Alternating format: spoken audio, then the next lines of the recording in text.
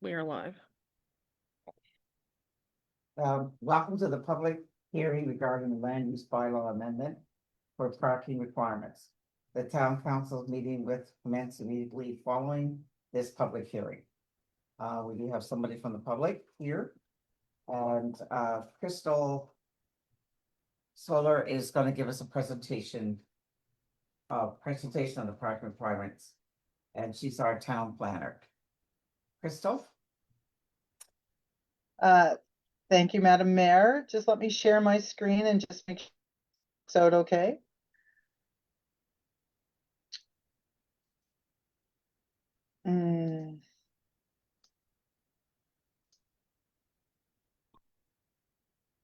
Can you see my screen? Yes. Yes. Except it's not in presentation mode. Just a second here.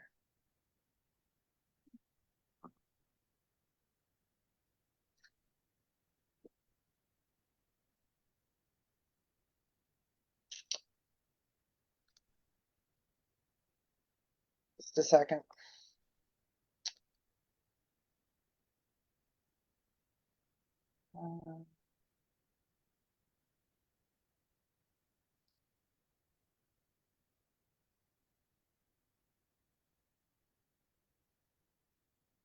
There, that's better, I think, eh? Yes. There we go. Okay, perfect. All right, good evening, council. As mentioned by Ashley, this is a public hearing for changes to the land use bylaw regarding minimum parking requirements. So I think I'll just take you in it and then we'll talk a little bit about the process. So the purpose of this presentation is to allow the public, if there are any there, to provide comment. Council then can ask questions of clarification to anybody who does make a presentation, but will debate amongst themselves during the second reading. So this is just to provide a bit of the background and the rationale and hear from the public before you make your final decision. So as Ashley mentioned, you received some money through the Housing Accelerator Fund. That's a fund issued by the federal government to make systemic changes to municipal government that allow for accelerated housing supply, given the number of units that are required across Canada to meet the current demand. So Middleton received this money, and as part of that, you had a number of commitments that were made in the application that you need to follow through on in order to receive the money. One of them was to look at your parking requirements and to look at where reductions were appropriate to allow for housing growth.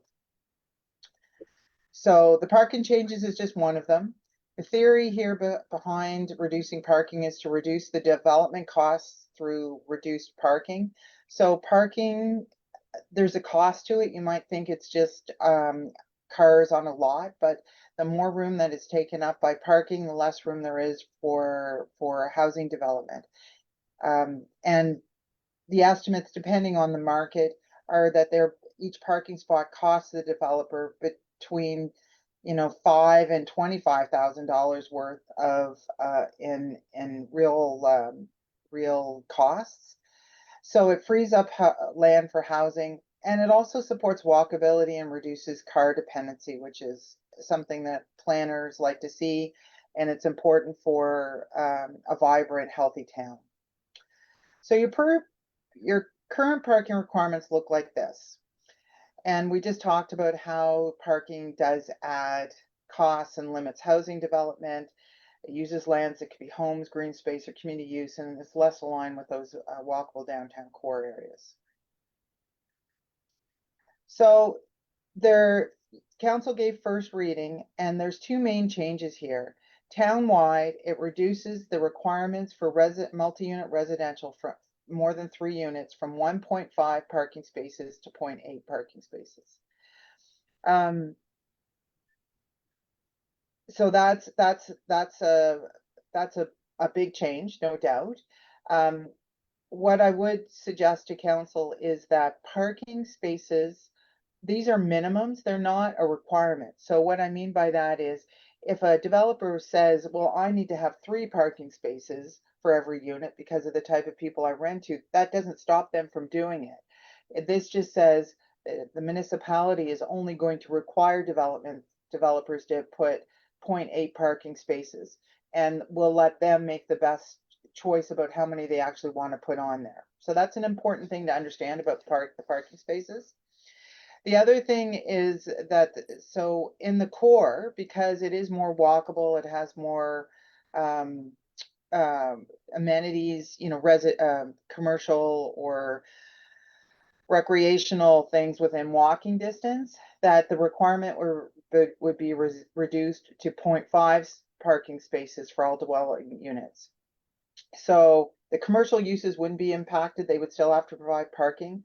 This is just to recognize in the sort of in the core that some people move there so they don't have to have multiple cars.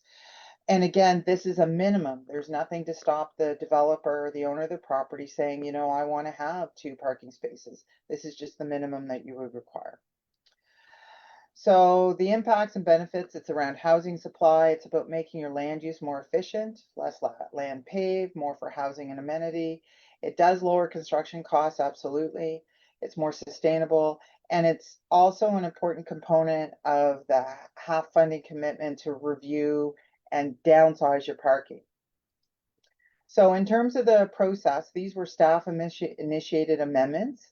There was no public information meeting held for this, so it went directly to PAC. PAC reviewed it and it went to council. Now we're here tonight at the public hearing, and then if you're comfortable with these, then they will go forward to second reading for your final decision, and then they are appealable through the Regulatory and Review Board if you decide to approve them.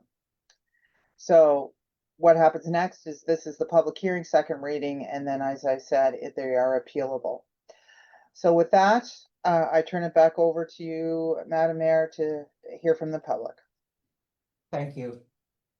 So I know both of you are on the PAC, so did you have some questions? Are we? No. I do have one that was brought up to me, and there is a land developer who has a property in town that has no space available for parking. And has apartments associated with that space, and wonders what happens in that kind of a situation where the land base is so tight that he can't put apartments into that particular building. Is there an allowance to assign spacing in another area of town or to another property to accommodate a type?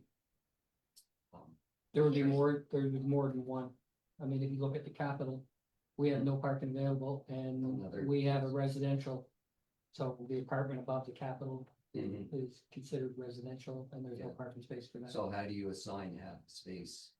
So are you to saying that? they have an apartment building in place, but just no parking, so they're wondering what the impact of this They would have be? commercial, well, it's like John's situation where you have a commercial building with apartments above. Crystal, you can correct me if I'm wrong, but I think this is just for future development. Yeah, exactly. This so existing situations exist. This is for future new development. Okay, so any new builds then? Yeah. Or any redevelopment of. Yeah, if there was a change of use, or would anything for an existing lot trigger this in any way?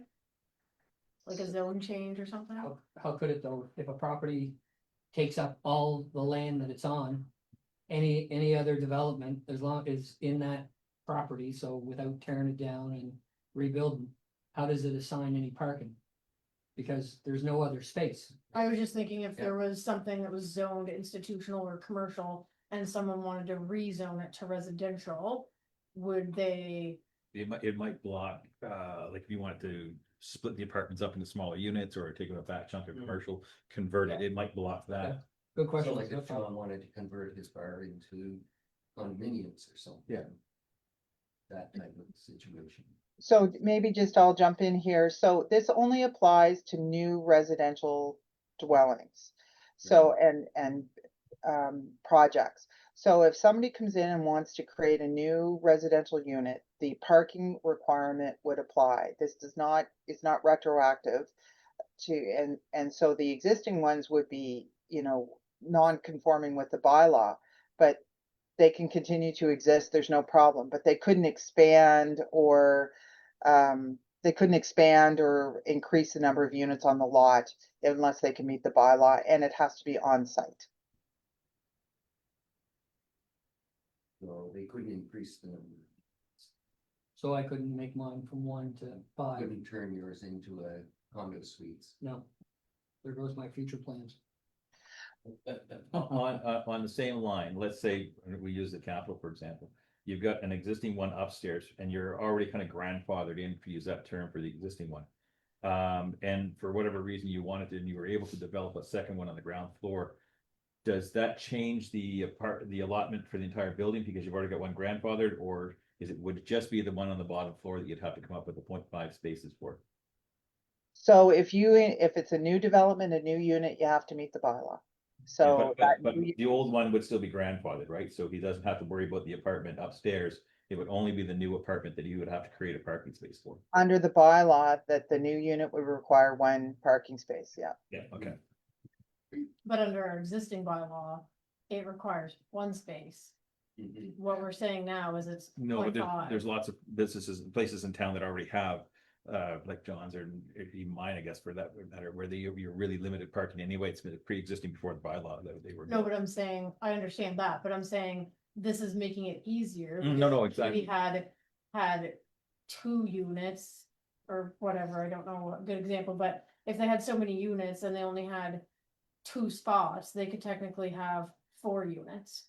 Do you know what I mean? Mhm. So like if somebody had 2 units and 2 spots and they wanted to somehow reconfigure their building to have 4 units and they only had room for 2 spots, that they could do Yeah. that.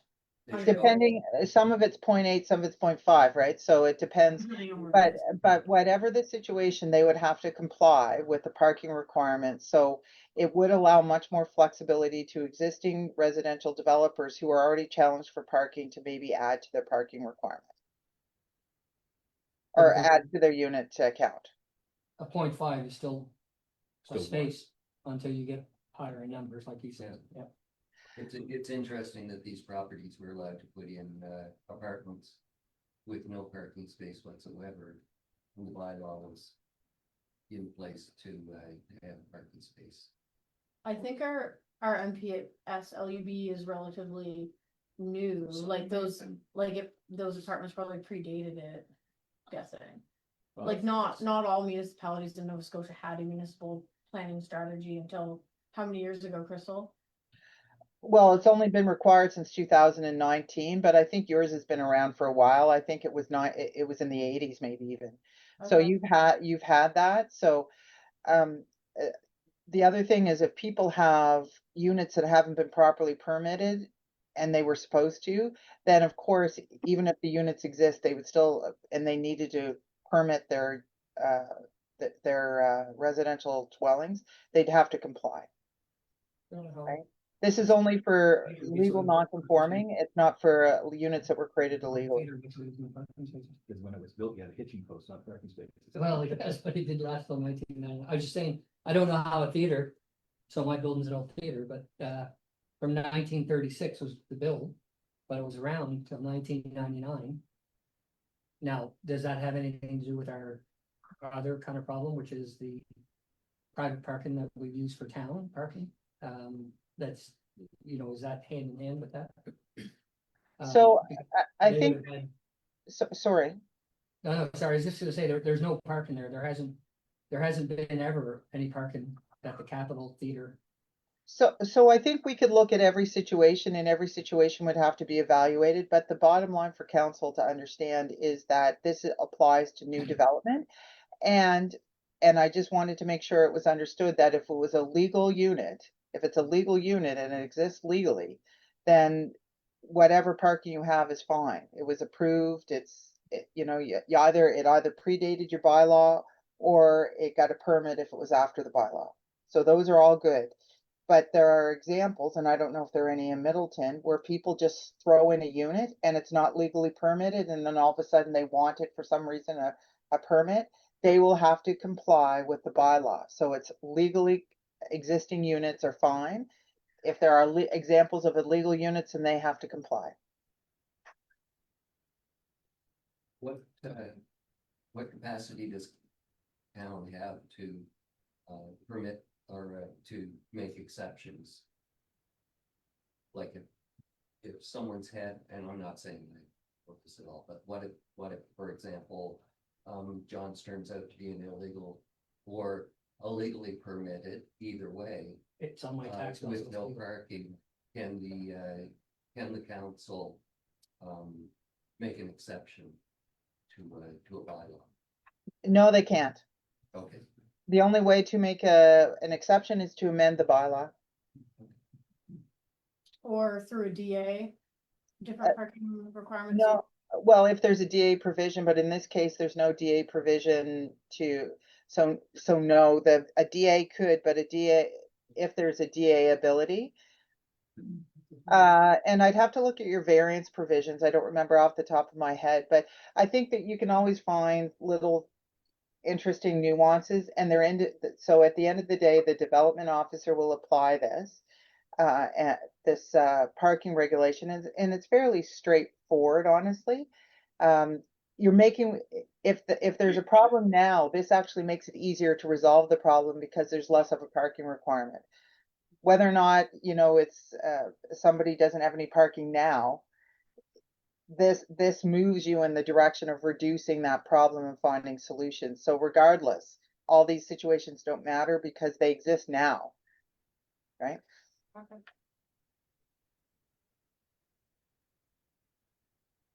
So there's no capacity for us to, and I gotta think there's dozens of buildings around town that were built 100 years ago. Units were put in 30, 40 years ago, whatever, well before we brought up a parking bylaw. They may or may not ever have been zoned because they probably weren't required to be zoned for it or permitted, I guess. And how is that going to affect them? And if we have no capacity as council to say, okay, building was built 100 years ago, units were put in 60 years ago, our original parking bylaw didn't come into the 1980s, you were grandfathered in. How do we accommodate them? They're still grandfathered in, that's what she said. That's what I'm saying. Existing bills those are- still apply to them. Those are legal units. They're just non-conforming. They're legal because they predated the bylaw. Okay, So, but that's what I'm saying is if somebody is in breach of the bylaw right now, they're in breach, regardless if you make these amendments or not. This actually makes it easier to resolve any breach of the bylaw because there's less of a requirement for parking than there is in this moment. Right now, your parking requirements are higher. You're not bringing in new parking requirements. You're actually reducing your parking requirements that you have to make it easier for people to have housing.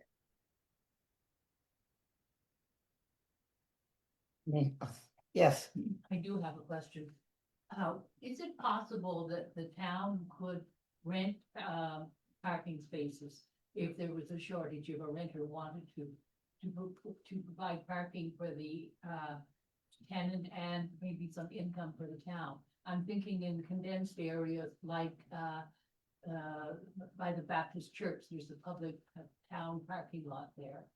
Could 4 parking spots be available for rent from the town, or and I'm not sure how, for example, the independent store or the museum, can they rent a space? I don't know the answer to that off the top of my head, like the MGA only allows municipalities to do certain things to generate income, like generate revenue. Can I help you, Ashley? Yeah. Can I help you? So there's 2 things. One, absolutely that the town can make money off parking, otherwise you wouldn't have parking meters. So that is a legitimate revenue source for the town. But for parking for residential dwellings, it has to be on site. So there's no off-site parking permitted. This is on-site parking.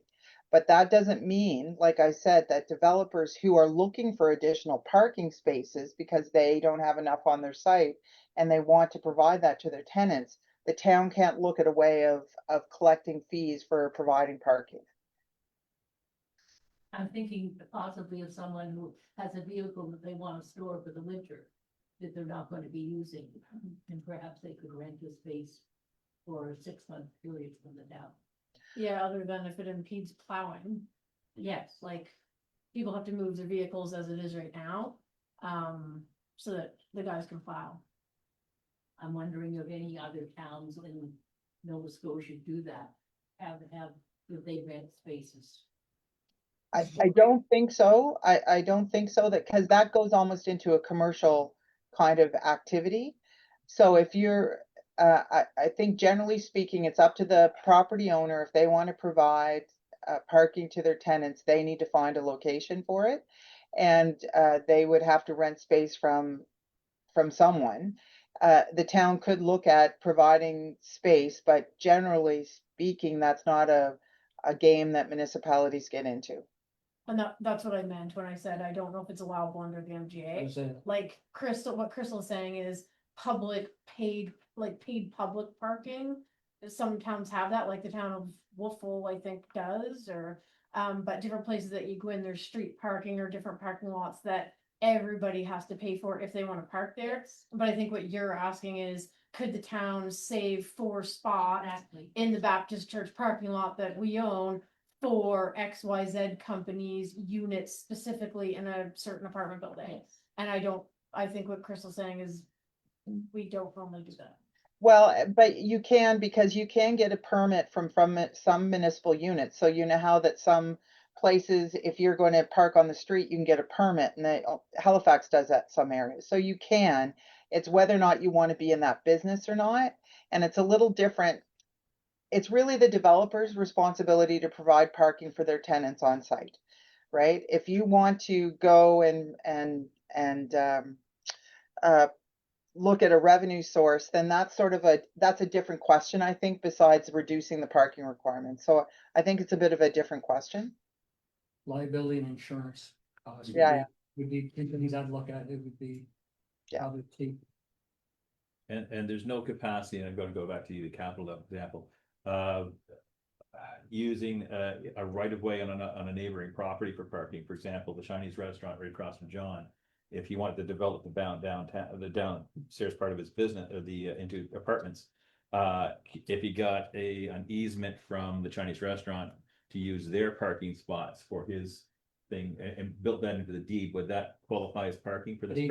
even that parking, even that Yeah, parking is not parking. the Chinese restaurant, while physically maybe owned by them, it's the town who maintains it. Yeah, If no, that- but I'm thinking of an example. That being said, I've thought about buying that parking lot a couple times. Well, take my property, for example, and if I got an easement from my neighbor to use his parking lot for my property.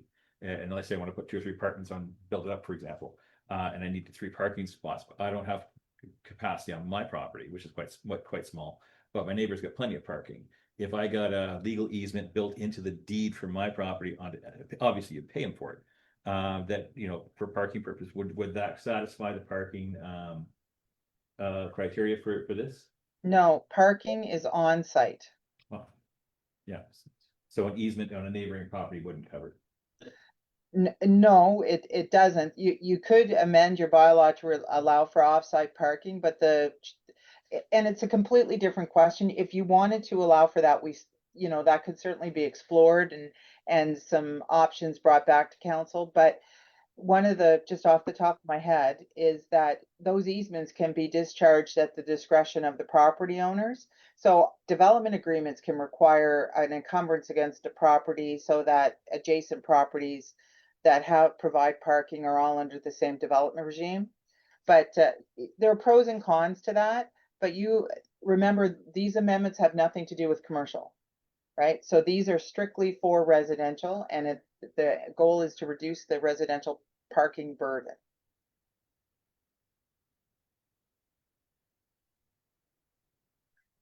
So was there any written? There was Submissions. no written submissions received on this. Okay. Thank you, Crystal. She's actually gonna stay on. Oh, she's gonna stay for a little bit. Oh, okay. Oh, whoops, sorry. I'll thank you later, Ian. No problem, because I have the motion for second reading, so I don't Oh, know. okay, yeah, you Going need to- to stay. So you folks are happy with what you heard? Thank you very much. All right, thank you for coming. So this ends the public hearing part, and we're gonna go straight into our council meeting. So I call the meeting to order. Good evening and welcome to September 15th, 2025 council meeting. There's one member of council that's not here. But we have a quorum.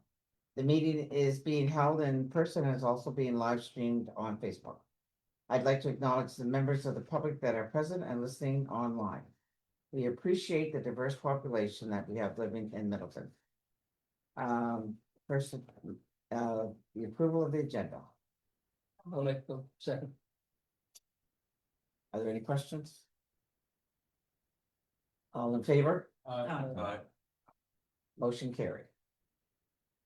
So this comes to second reading 3.1, RFD 048-2025, land use bylaw amendment for parking requirements. Town planner, Crystal.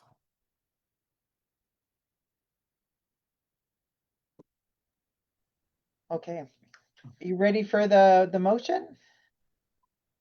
Yeah, I think so, instead of reading them. Yes. Okay.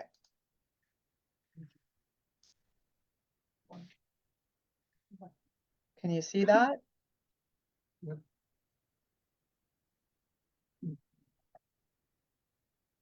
Be it resolved that the council of the town of Middleton give second reading to the land use bylaw amendments to reduce the parking requirements to 0.5 spaces per unit for all dwellings within the defined downpour and commercial downtown zone, and to 0.8 spaces per unit for all multi-unit dwellings, brackets 3+ units, brackets town-wide, and add Schedule B to the LUB.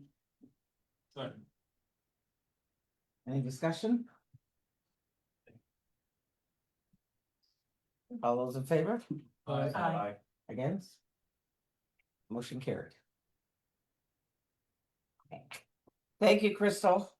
Thank you. And before I jump off, Ashley, did you want me to stay around for the discussion about that other property, or do you have it? I think I can handle the first part of it, what we need to discuss tonight, and then I'll touch base with you on whether council wants to move forward with it. Okay, thank you very much, council. Have a good evening. Thank you. Bye-bye. Well, gonna have to switch this around, so I'll do the proclamation. We just had a presentation tonight, and we're gonna early. We can put him off, Bill. He gets there, We're running efficient. efficient, yeah, that's right. So our proclamation tonight is the National Day for Truth and Reconciliation, September 30th, 2025. Whereas the Truth and Reconciliation Commission released its final report on June 2nd, 2015, which included 94 calls to action to redress the legacy of residential schools and advance the process of Canadian reconciliation. And whereas the recent discoveries of remains and unmarked graves across Canada have led to increased calls for all levels of government to address the recommendations in the TRC's call to action. And whereas all Canadians and all orders of government have a role to play in reconciliation. And whereas recommendation number 80 of the Truth and Reconciliation Commission called upon the federal government in collaboration with Aboriginal people to establish as a statutory holiday a National Day of Truth and Reconciliation to ensure that the public commemoration of the legacy of the history and legacy of residential schools remains a vital component of the reconciliation process. And whereas the federal government announced September 30th, 2021 as the first National Day for Truth and Reconciliation, National Orange Shirt Day, and a statutory holiday. Therefore, be it resolved that I, Gail Smith, Mayor of Town of Middleton, do hereby proclaim September 30th, 2025 to be National Day for Truth and Reconciliation in the town of Middleton.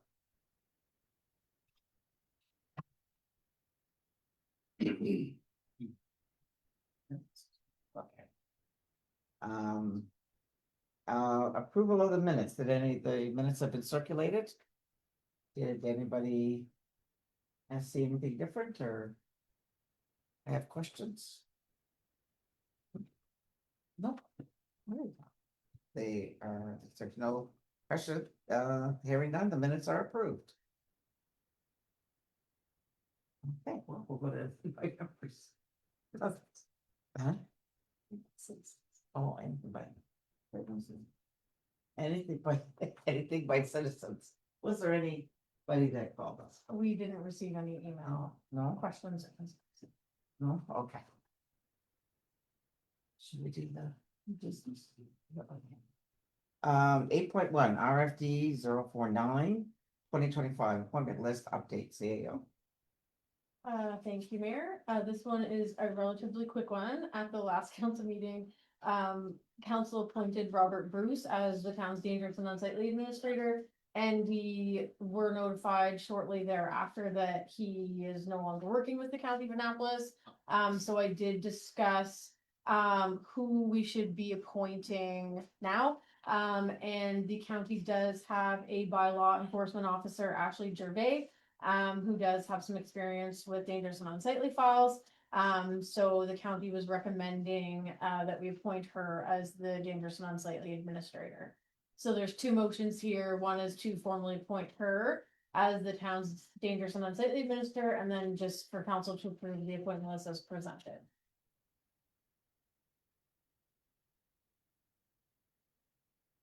Didn't get any motions in my package, so I can't help. I have it instead.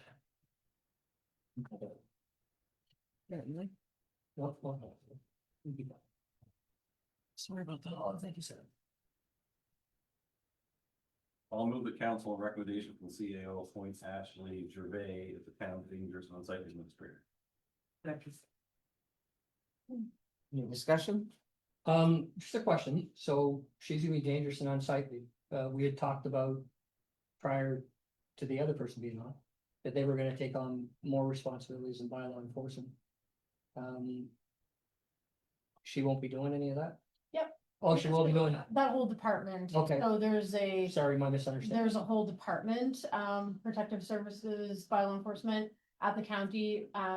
When Robert was there were 3 bylaw enforcement officers, so either one of them could take. So nothing's take a changing with call. our agreement then? No, Okay. no, other than I need to have another meeting, with Ashley and catch her up with our files, and transition it over. Excellent, thank you. Hearing any more? All those in favor? Aye. Against? Motion carried. And there's another motion here. I'll move the council approve the appointment list as presented. I'll second it. Discussion? All those in favor? Aye. Against? Motion carried.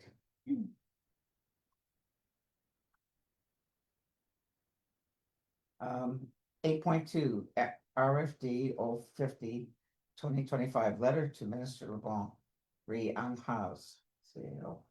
Thank you, Mayor.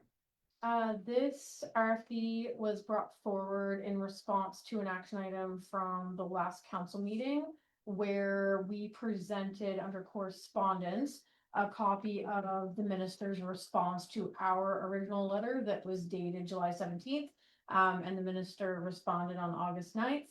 And we were asked by council, staff was asked by council to go back and issue or draft a response letter to the minister because council, I believe, felt that it was not clear as to what the province was actually doing. And I did have a staff member point out today that we should probably just clarify in our draft letter, so it's not in here right now, but just clarify in our draft letter that our emergency shelter that we did have the last 2 years is not happening this winter. So we will amend that to put a sentence in there to reflect that big change that's happening this winter. And the draft letter is there. Hopefully you've had a chance to read it, and I don't know if any more changes are proposed But the motion is basically if council is okay with the letter, other than the one change that I'd like to insert a line that clarifies that we have no emergency shelter this winter. The idea would be that the mayor would sign the letter and we'd send it off. See if we get anywhere with that. And I guess before we get into the motion, I will present a small update on this as well that Crystal was speaking about earlier. So when our first letter came to council for approval for us sending the letter because of the fire that we had at Riverside, and basically asking the province for help, we did have some provincial representatives attend that meeting that night, and they had inquired about PID, that they were curious as to whether the town would subdivide the existing PID and lease it or sell it to a interested developer for the purpose of doing a tiny home development. So I did hear back from Crystal, and I do have some updated information on that. So I'll just go through it briefly because I'd like to know where council's direction to staff is to go on this further. Because there seemed to be some disinterest in it and some interest in it, and I'm just not sure how much further you want staff to go with it. So the PID in question is the PID that the pool is currently on. So when you drive in the driveway to the pool and the rink, if you turn left, once you get to the pool house, and then go around to the rink parking lot and faced north, if you just kept driving, like, to the parking lot, we own all that woods. That woods there's a big piece of the PID that's woods, and it eventually goes out and has road frontage on Main Street. Just a little strip, like big enough for a driveway. And there's quite a bit of woods there, like it's actually bigger. The woods area is bigger than the open space that the pool is on and the parking lot for the rink. So that was a PID that they inquired about. We didn't put that forward. They must have done some homework and inquired about that PID specifically. So yes, theoretically it could be subdivided. I asked the planner to look at what would all be involved. So there are a few issues with it. So it's currently zoned recreation and open space. So it would have to be rezoned as well as subdivided. And if it got subdivided in the manner which, we would have to do it, it would mean that the pool portion of the PID would not have road frontage, which is a requirement in our own MPS LUB. But the suggestion of the planner was that we could consolidate it with the other lot that the driveway to the pool is on, and then that would satisfy that requirement. So it's not an easy thing to do. It could be done. And then the other issue was that the current zone doesn't permit tiny home development, so we may have to update our municipal planning strategy land use bylaw to put verbiage in there to allow that type of activity to happen in whatever zone we're proposing that it move to, if council chooses to even go this route. So the cost of all that, because we would be the applicant as the town, we would have to pay our planners to go through that whole process of subdivision and the MPS LUB amendments. And that would cost between $2,500 to $4,000 to go through that. And then we would also have to get a surveyor. We'd have to pay a surveyor to survey where we want it subdivided. And I'm not sure how much that costs. I did text Adam, but I don't see a message from him yet. So I'm not sure what that costs, but it's gonna be more than a few $1,000s at the end of the day. So as far as length of time to get it done, I would say at least 3 to 4 months, because you've got to subdivide it, you've got to consolidate it, it needs to be surveyed. If we're updating our MPS LUB, you have to go through that whole process of submitting an application to the PAC, the Planning Advisory Committee, them reviewing it, and then referring it back to council for first reading and second reading, very much like we saw tonight. Yep, public consultation. So very likely, I would suspect that a proposal like this, the planning advisory committee would probably have their own public hearing and get public input. And then make a recommendation to council, first reading would happen, and then council is obligated to hold a public hearing before second reading, much like we did tonight. So that is the update I have on that, which was sort of connected to this letter, because as a result of us drafting our first letter, like I said, the provincial representatives came in and asked us that question. So their question was, would the town consider subdividing that specific lot, or if we had another one, and lease it or sell it, to a developer, and not a developer necessarily. I got the impression like Open Arms, or like some organization that would, not Open Arms, but some organization that would do some sort of tiny home development to help address the unhoused issues. We would have no control or management of that. Like if the town chose to lease it or sell it, it would not be under our management. I guess I just want to clarify. So I guess once somebody reads the motion about the letter, maybe council could just give some direction to staff on where you want staff to go with next on this. Like if it is something that you want us to continue to explore, and I can have Crystal come give a formal presentation with all the logistics and details and more firmed up costs, or if council's not interested at all, then we won't go any further with it. So, excuse me, but the letter doesn't address any of the things you just, It does Discuss. not. okay. It does so, not. And I just, because I was gonna wait until the motion was made, Yeah. but there needs not be a motion to ask questions because it's not part of it. That's right. So what I had asked the last time was, where are these pieces of land that the provincial government was gonna give up for this exact thing? So one has been awarded, which I think Sarah McGee updated Drive. last time. The other two, we've gotten They no haven't- correspondence on. So is opposed, and I'm not opposed to what is being suggested here at all. But opposed to giving up that piece of land in a very residential area. By the pool and everything else. Have they made it? You like, who do we get a hold of that's making these decisions on these parcels of land? That the provincial government was supposed to have up for contractors to build. Low income housing and help the unhoused and all this other, and I would assume that this project, tiny homes. Would fall under, and you can tell me if I'm wrong, would fall under what the requirements were. For these pieces of land when the province. Put them up, because everyone had to put in an application, right? So have they not got applications for the two other properties that are here? They, My understanding is that they did, they just haven't awarded them. nothing has been awarded for Sunset Crescent. McGee has been publicly announced is what my last that's correspondence. Quite a long period of time over, and, you know, this would be a perfect project for one of those. Now, I don't know the size, maybe the size is too large, but they could subdivide that as well. Probably with easier if there was road access and stuff like that. So that's my only question in terms of that. Again, I'm not opposed to doing what's suggested.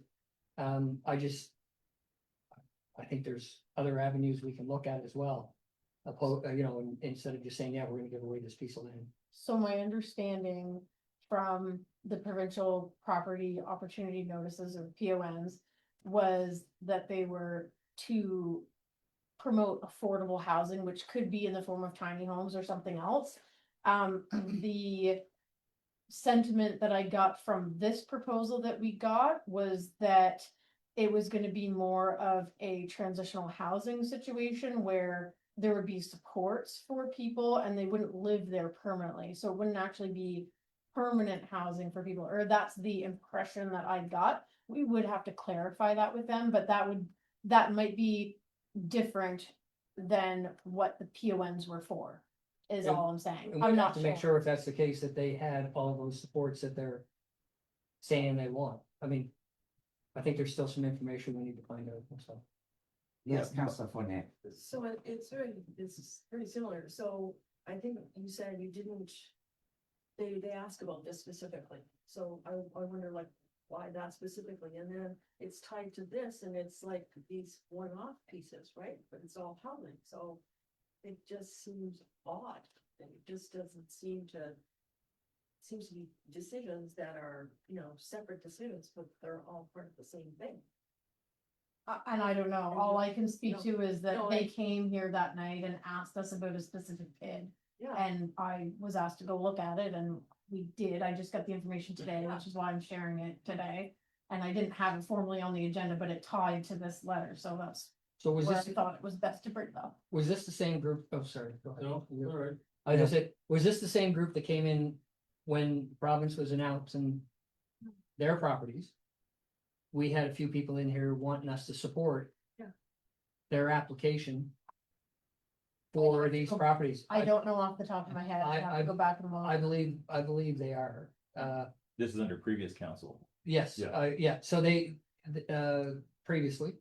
When this, what do you call it, The PONs, property PON? opportunity. So when that notices. was announced, we had several groups in here that were asking us to support exactly this for exactly those properties. Right. And I'm wondering, like, I don't, if they are, why didn't they get them? I mean, and maybe that's something we can facilitate. Or maybe somebody can enlighten us. Because I believe they were here before for the exact same thing, just a different problem.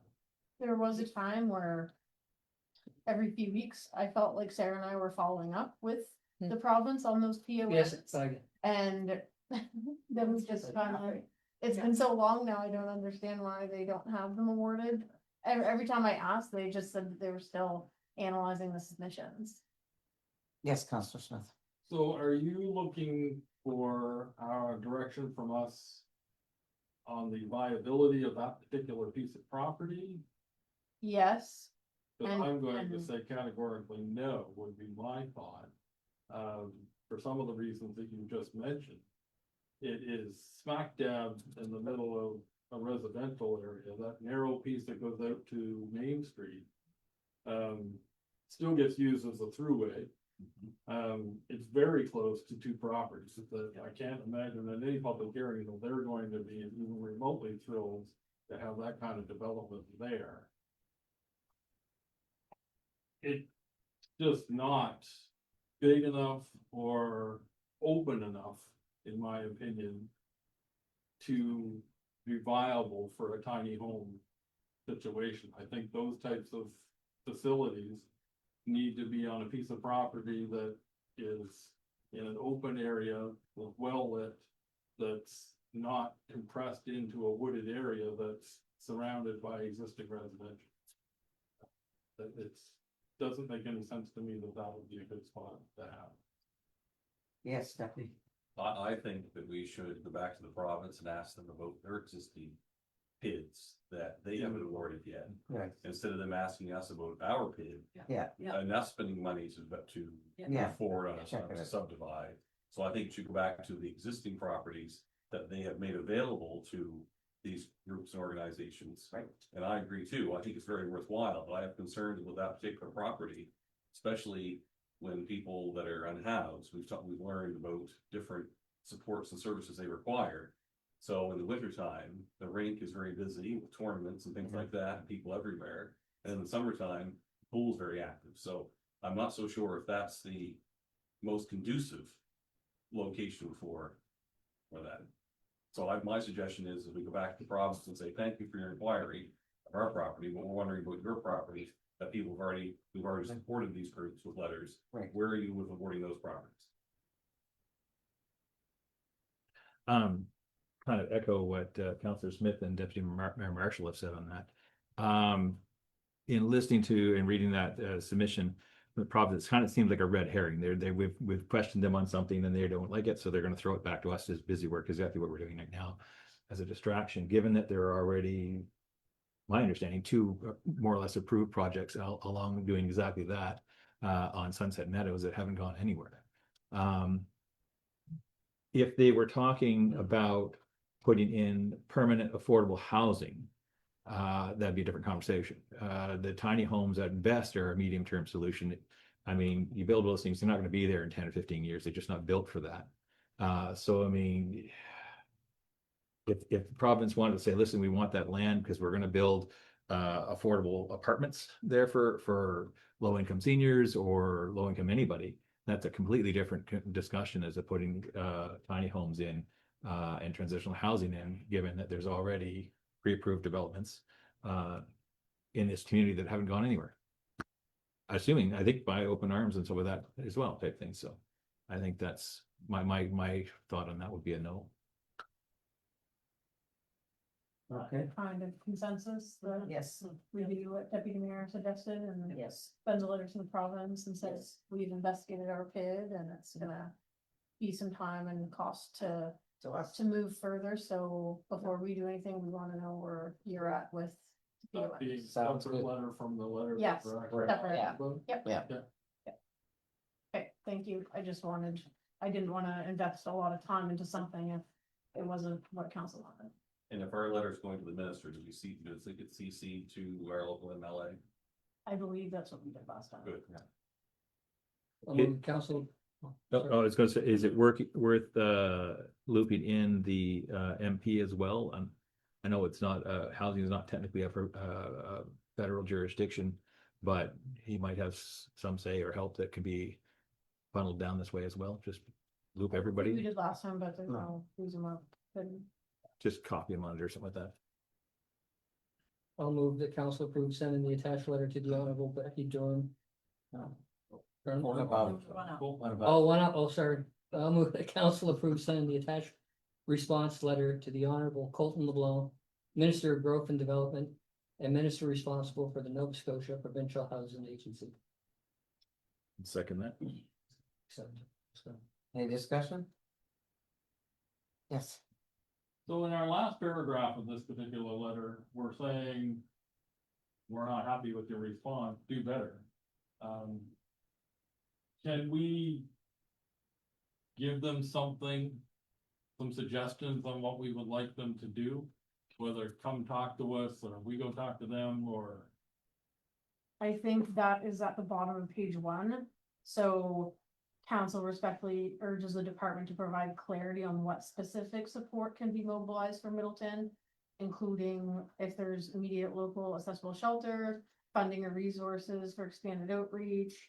A timeline for action or engagement with local service providers and municipal leaders to address these urgent needs. That number 3 is us asking for. A meeting, like, can you get us all together and let, maybe we could word it in Mhm. a more direct way that we want a meeting? Yep. Because I didn't get that from that, Okay. I just got that we just wanna know when you guys are gonna do something. Yep. And that could be, 3 weeks after never, so. And then this final paragraph just sort of. Admonishes them again that for their interaction, but it doesn't really, say what we want. it doesn't say what we. Yep. That's just why I read. Basically suggesting that we want a meeting. I assume that's what we want. Well, we'd like some action, instead of verbal diarrhea, we'd like to actually have some concrete. Answers, or at least have an opportunity to find a plan. It wouldn't hurt to CC that letter to the premier as well. They'll address it to the minister, but CC it to the premier. Office. Please. any other discussion about it? All good, all those in favor? Uh, Yes. Motion carried.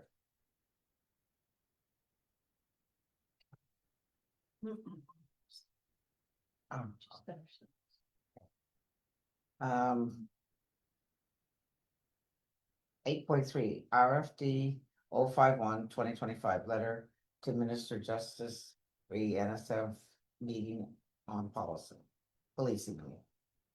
CAO. Thank you, Mayor. So also at the last council meeting under correspondence, or no, sorry, under anything by members, many counselors here who attended the NSFM coordinated meeting with the Minister of Justice on the policing standards were not happy with the meeting and the content at the meeting and the fact that the minister had left early and council had action staff to write a draft letter that spoke to that, and then also seeking clarification that session wasn't meant to replace the meetings, the individual meetings that I was told that the minister was gonna have with each municipal unit. So that draft letter is there. As a point of clarification, the beginning of page 41 of our package, the request for decision. Our headline is letter to Minister LeBlanc be unhoused again. Oh, I'm Even sorry. though this is Minister of Justice stuff. Yep, So both of those pages have Minister LeBlanc re-unhoused. yep, sorry, that's just us using the same template. and- Absolutely. But I- Sometimes we find even today, Sarah was making changes in a Word document and said she deleted something and I went back in and it was still there. So I think there's something going on with their system that when we replace things, it's not saving. So apologies, that is supposed to say letter to Minister of Justice.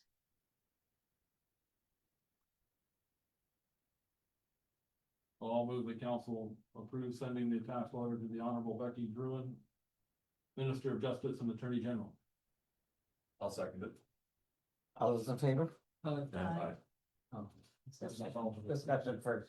We haven't discussed? I didn't have anything. All right, all those in favor? Aye. Against? Motion carried. 8.5 Town General and Water Utility Financial Report as of the end of June 2025. CAO. Thank you.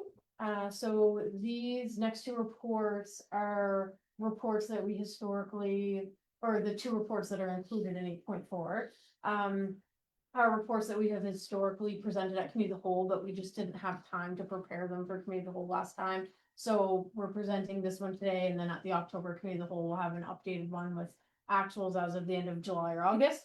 And I will preface this presentation by saying we have not closed April, May, and June yet, so this is somewhat preliminary. We're still working through some of the accounting, but most of the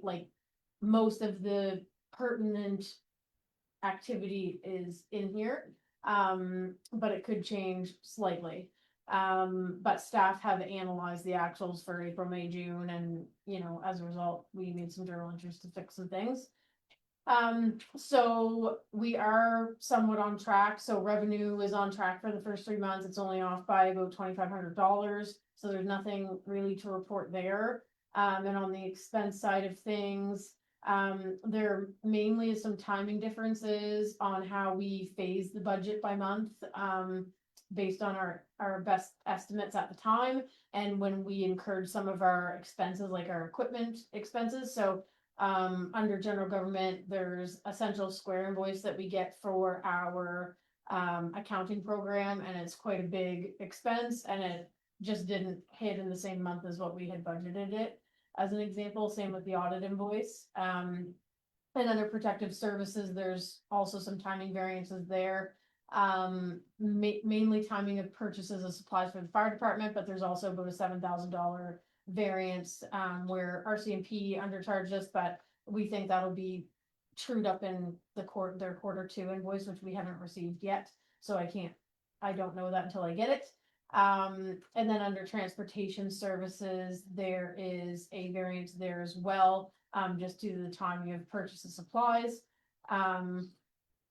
And then under education, same thing. Normally for education, they bill us the same as the prior year for April, May, June, July, and sometimes August. And then usually on the August bill, they fix the billing value to reflect the enrollment for the September school year. So again, this is just showing April, May, June actuals. So we expect that variance will go away when we get to August or September. Is there any questions on the town general report? So this is just showing actuals, just to remind everybody, this is a little bit different than the forecast that we present, which is actuals up to a certain month plus forecast to the end of the year against our yearly budget. So that will be coming at the October meeting. Okay, so the second report for this line item is the water utility financial statement. So again, that's up to the end of June. We haven't closed April, May, June, but we are very close to doing that. Nothing to report on revenue, very small variance of $1,000. And then on the expense side of things, there is some timing of expenses for hydrant repairs under transmission and distribution. And then some allocation entries that we phased in the budget file equal by month. And there are some allocations between town general and water that we do only at the end of the year. So I actually had a conversation with Karen last week, and we needed to discuss it internally about doing some of those allocation entries on a more regular basis than yearly, because what it means is that town general is not charging water for some services that we have budgeted until the very end of the year. So it doesn't really enable us to have a great grasp as to whether we're on budget, because town general expenses are somewhat inflated and it looks like water's doing great. And then at the end of the year, there's all these entries that happen that make it look different than what it looked all year. So we are discussing that internally. Up until now, those entries have always been done on a yearly basis. But I think for a few different reasons, it makes sense to do them a bit more often. So we're just trying to figure out if we should do those entries quarterly or monthly. So. But yeah, any questions on the water utility report? Sounds good. And 8.5, 2025-26 capital projects update. They'll get. So this should look familiar to everybody because we have presented this in the past, just not for 25-26. And I won't go through each line item, but in this report, we are basically communicating to council what all of our capital projects are for the year, what we've spent to date, and a status on the project as to whether it's been started, it's almost finished, or it's finished. As you can see from the report, there's a lot of projects that are completed. We're just waiting for the final invoicing to come through so that we can update that cost to date column. And the reservoir is well underway. So the tank is being constructed right now. So everything has been shipped and we have it here in the yard. So that is going well. And then the School Street Waterline project's done. The sidewalk projects are done. We did get the fence up around Carl's barn at Rotary Park because there had been some vandalism on the side of the building. So that is up now. Yeah, but staff are doing a pretty good job at getting most of those done. And then actually this week, the staff are meeting to discuss a plan for that Connaught Avenue water line valves. I know you had a question on that one previously. So the original intent of this project was that we were going to do it in-house, and then over the summer things were very busy with a lot of the projects, and then we were short-staffed in this past month and a half in Public Works. So the thought was we might get a contractor to do it, but I know Adam feels strongly that we could do it in-house and do it cheaper for taxpayers if we do it in-house rather than contract it out. So they're meeting this week to come up with a plan, and I think he's committed at this point to doing it in-house. So they're gonna get parts ordered this week for all the pipes that they need and the valves, and book all the equipment rentals because we don't have an excavator. So if they need an excavator, they've got to book that rental through another company. And their hope is to have that done by the end of the year. That's the key comment. So I can go back and report, we're doing it this fall. I don't know the exact timing. I'd have to check with Adam, but it's supposed to be done by the end of the year because it's 25-26. But I don't think it's something they want to get into doing in the winter. So I'm going to assume that yes, it'll be done this fall. But I will check with Adam and send it. We are encouraged to go this fall. Yes. Can you let me know, cause I did have another I call will. on today. Yep. Perfect. You know, I had one question about the water tank. There's the roof on it. Mhm. Is that as tall as it's going to be? No. I already asked that Cause I question. drove by that today and I said, that's gonna be the shortest water tank I've ever seen in my life. So, but it's You want to going know? up. I don't know how tall it goes, Okay, to be so honest, but Adam explained to me last Okay. week, so they put the first round on Yeah. and they have, It's Yeah. being jacked. it jack, yeah, they jack it up. Okay. And then they put the next one around and they Yeah. jack it up and. That's what I was this will hoping be of. this Oh, tall. you Yes. said that's all? It's tall hobbit, enough for me. it's hobbit size. Yeah, Yeah. cause I said to him, is that how high it's gonna be? If you're ever up Yeah. Ultra Street in Kentville, right across from King's Tech, town of Kentville has an Aqua Store Yeah, water tank there, and I think it's gonna be similar to that. I Yeah, don't know the probably. height, the width, but that's what it's gonna look like. The only one I ever see is the new minus one, of course. Going Yeah. to the high. I know how to go up This high, one- well, this one's gonna look more like the one across from King's Tech. I think so, yes. But it'll be I much got one. taller than what it is. Yeah. That wasn't gonna. That's good to know. Yeah, and I actually can answer a question that I did. Okay. Any other questions on the capital budget report? The capital projects report? Alrighty. Back to, But 4.1. 4.1. Welcome, John Andrew, I don't know which one, oh, that's you? Valley Connect Outreach Association. You have the floor, the room, the whatever, I have the floor. okay. Well. I used to be, I'll warn you, Oh. and feel free to flag me down. I'll try to be brief. Okay, When I was doing my vows, when I got married, I had 5 words written on the palm of my hand. I got through 2 and I was 23 minutes. I got it on video to prove it. So, I won't do that to you. I won't do that to you. okay, I just want to give a little bit of a brief, we are not looking for anything. I'm a big believer, I'm also representing Kentville because I'm a counselor in Kentville as well. I'm a big advocate, and this is where an area where I you know, that kind of straddles or influences, impacts how I approach my role as a counselor, and I hear some of that tonight too, advocating for your town. I'd love to hear that. So our approach is really about community based. We want to hear what the community needs. And I know that there's all sorts of provincial initiatives to solve problems. But sometimes when decisions are made, 120 kilometers down the road on the other shore, they're a little bit out of touch. And I can tell you, without going too much into detail, is I have a daughter who graduated from MUN, and she was in town. She hadn't been in Kentville for a few years. You drive through there at night. Doesn't look like it did not too many years ago. So I'll say that, and I don't know all the reasons for that, but I've been in the work for a long time. Now I want to talk about just our focus is really about food, and we do provide emergency shelter. Now last year we were involved with emergency shelter that was in its second year here. I did send a note, and last year there were 11 guests. Some of them had been guests from the previous year that had carried over. And a few of them had also used the Kentville in one shelter, and in one occasion they liked this one better. Anyway, so it isn't that there isn't a need. So I think most of us would agree that one homeless person in our community is one too many.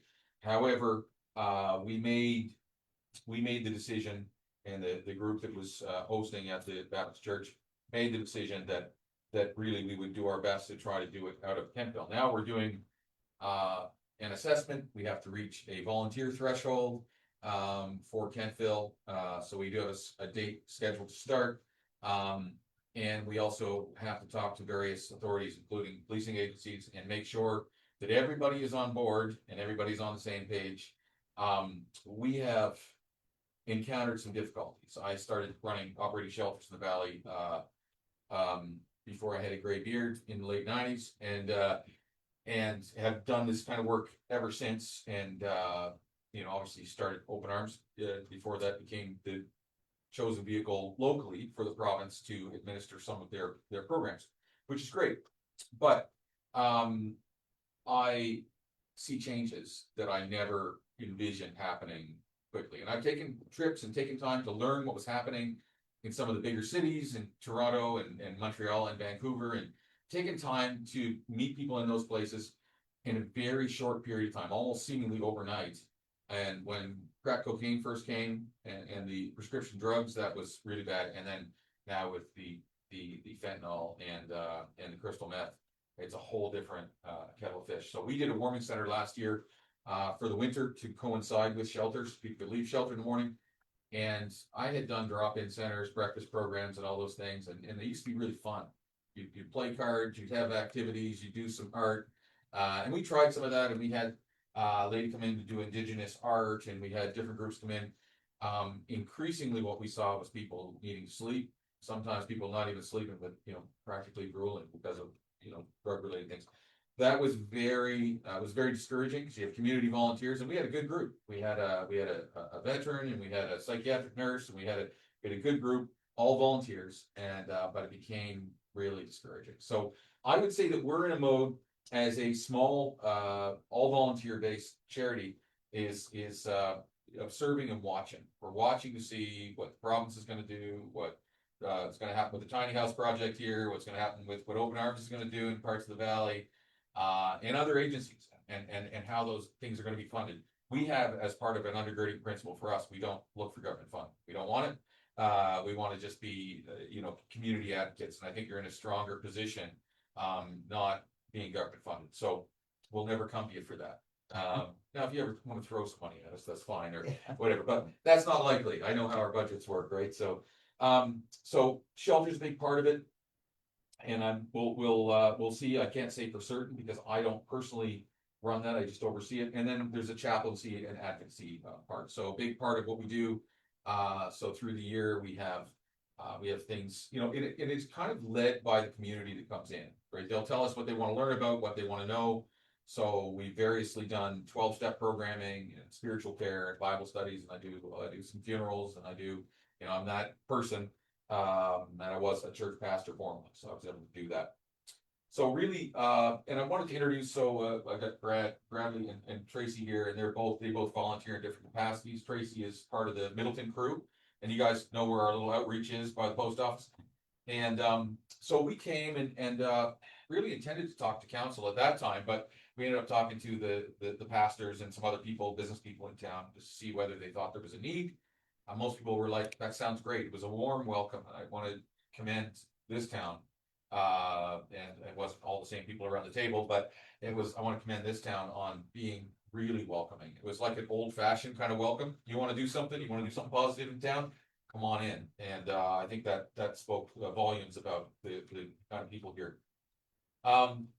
So we're community based, but we want to be community informed. As I said in the most political part of it, that I believe that we should be able to make decisions as local as possible. Right. So if council said, you know what, we really would prefer, you can have those discussions. We'd rather not this. We think this invites more problems into town than it solves. Those are discussions we would take very seriously. I will say there is a resource component. We've tried it variously. We do have what's called a care team in Kentville that does include a diverse group of people to help people navigate the resources that are out there. And we're building a relationship with coordinated access folks to try to be part of the broader solution. And I would say we're the outsiders. We're a small group. Our mission is really relatively narrow, and we're happy that those other services are provided. But it is, as you can all see, wrestling with it, not on the same volume as we are in Kentville, but it's really complex. And we sure wish we could solve it, because it's not always just someone over there. And I don't have to ask, but I mean, most of us have someone we're associated with that is, it's not too far away, right? Mental health issues and addiction and the like. So we are looking for volunteers. So the place is there. We're, I think this year looking at 4 times a week, perhaps, with the Saturday activity, and got somebody else who is talking about doing a Wednesday night meal. There'll be 3 noontime meals, and it's a place where people can go. Last year, Tracy and others dovetailed the programming with emergency shelter, so they were there at 8 a.m. To receive guests almost through the whole winter, right? For the whole winter. Yeah, and that was a lot to expect from people that we just pay and love. So that's really, so I'm not here to present any answers. We've got a spot, we rented, we're in town, we're present, we want to form friendship. I know there's complex issues, but at the heart of all these issues is a need to belong. There's loneliness is, it used to be that it was, we talked about loneliness and it was seniors, but there is a kind of isolation and there's lots of factors in that too. People don't engage. Just ask anyone who operates a social club or a church or whatever. We're struggling. We don't tend to come together. We don't congregate the way we used to. So there's that many more people that can kind of get dropped off the back of the apple cart. And that's what the outreach here really provides. And I have had some people, I'll say this in closing, because I think I've probably been about enough time. We've had some people come in and say, well, we want to see more program, we want to see more action, we want to see more intentionality, we want to see more of that resource component. But I've pushed Tracy and the volunteers there for that too. And I want to see those things too. But when you go in there and you see that people feel like they belong, they feel like it's their place. And if they don't recognize you, they'll tell you how things work here, right? And so I think we've created something relatively positive. We don't have any grand solutions, but we want to be part of the solution. So in terms of council, if you had something that you thought, we want to hear that. If you had something you thought, no, we really want you guys to have meals there every day, well, then you can be part of helping to recruit some more volunteers so we can make those things happen. So I don't know if you're permitted to ask questions, but I'm okay with it if you Yeah, sure, any questions. sure. Okay, yeah. And I'm sorry, I should have really said thank you, Mayor, Council, CAO, and Executive Assistant. And I didn't do that. I forgot my manners, but my apologies for that. So any questions, okay. certainly go. Well, my question is, how many days a week is the outreach here open? Last winter, it was every day during the Okay. winter. Right now, the schedule as it looks right now is 3 days. Monday, Thursday, and Saturday, so 11 to 2. Yeah, like those times you provide There- meals and some, I don't know, mental health. Or Yeah, just, some of those relationships are building now. We Okay. have had, we have kind of tried to build that simulation, of what we have in Right. Kentville and try to Right. duplicate that care team idea. right, So I've had some discussions with Coordinated Access and some other players, and that's what we want is, and we're hoping that some people from mental health and other organizations, I can't speak for them, but I have had some conversations with certain Okay. reps. We want to see them able to use it. We have an office. yes, People can meet privately with people. okay, And I think there's a lot of value in creating a space that is a neutral. None of us like going to government offices. None of us like going to the hospital. No. But if you have a place that's warm, it smells like coffee and yummy food, and it's a relaxed environment, but then you can also have a conversation with a mental health professional or someone to help you attain housing. Those things are, I think, really good. So that's part of what we want to do. So our goal would be, and I can talk to you about the Wednesday night people that want to come in with Becky and her gang. So it looks like 3 days and 2 nights perhaps for activities. But if we could be open every day for something, if you're a lonely person, you live alone, you are alone, and perhaps there's other things going on that make life difficult, 24-hour periods are very long time. Weekends are very long and painful for people with mental health issues and addictions. So we want to be there as much as we can. I'll leave you, this is just our core values, because I will tell you, I was struggling with technology, and then somebody arranged some photos. Was it who was talking? Ashley? What's up? You? I said I was gonna, or maybe it was you, Me. Sarah. Yeah. Yeah. And then so it was on Canva, and I couldn't figure out how to get on Canva to do it. But anyway, there may not be enough of those, but that's got our core value. So that was the only thing in short notice. Like I'm only 54, but I'm 104 in terms of technology. So yeah, but we hear you. our website is it's HTTP and the the dot and the lines and the and then it's valleyconnectoutreach.ca. Okay. So Thank the website will tell you what we're doing. We haven't taken Middleton Shelter off of there yet, but we will not be operating. We know that for certain. Sure, yes, We won't be operating shelter here this year. We have not tons of capacity, not tons of money, but if you saw there was something and you didn't want to go through loops and hoops to see it happen. If you saw a need, and I don't know what that would be, feel free to ask. We want to be part of the solution, and we want that really as much as possible to come from you folks, and that's why I'm here speaking, but really the volunteers at the Middleton Outreach are Middleton and surrounding residents, because I can't assume that I know what a small town is like just because I work in one down the valley, so. How many- Thank you. I'm sorry, how Is many there- people do you house or do overnights for in Kentville on average? Last year, so on an average night, it would be probably 8 or 9. 8 or 9, 10 through the winter, and I think last year we were right around 80 or so individuals. And now that doesn't mean, there are some people that we are able to solve their problems before. So some people are, they're gonna get kicked out. One of the things we do, which is a kind of a unique approach, is because we have an increasing number of people who we find are unhoused locally who are not local people.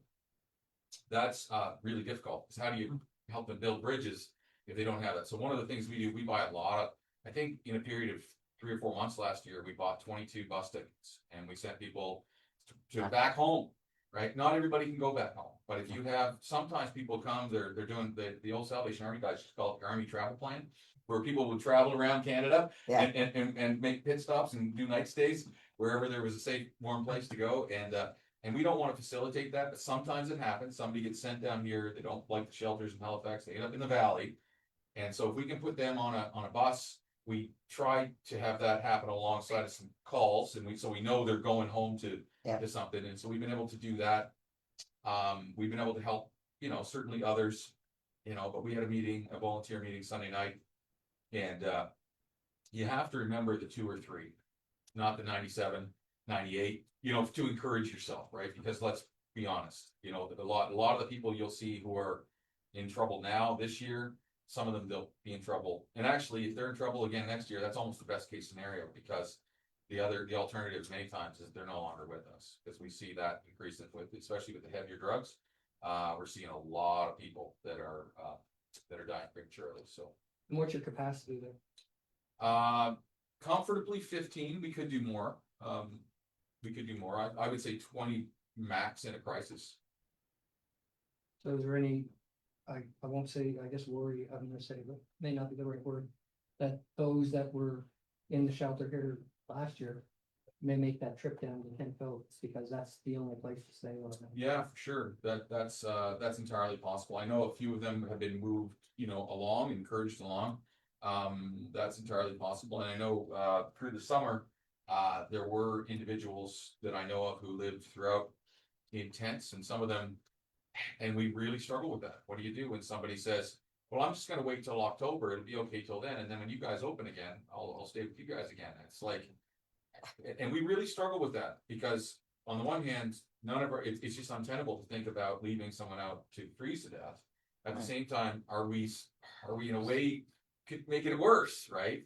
And I did a series of interviews with, it was a documentary that never happened, but like a lot of ideas, and in Toronto, and I was, and the thesis was that people who were homeless in Toronto were not from Toronto, and actually it was true.